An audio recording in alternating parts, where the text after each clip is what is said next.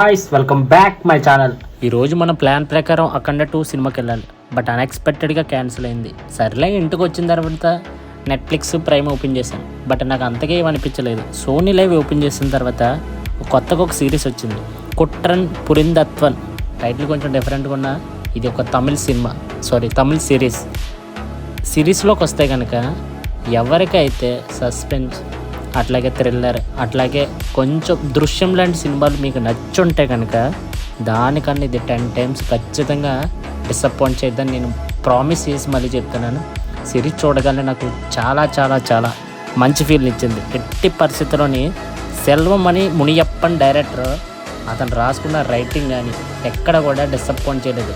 అట్లాగే అందులో యాక్ట్ చేసిన పశుపతి యాక్టింగ్ అంటే నాకు చాలా చాలా ఇష్టం. రీసెంట్గా వచ్చిన బై సినిమాలో అతని యాక్టింగ్ తోపు ఉంటుంది. అట్లాగే ఇందులో కూడా చాలా చాలా బాగా యాక్ట్ చేశారు.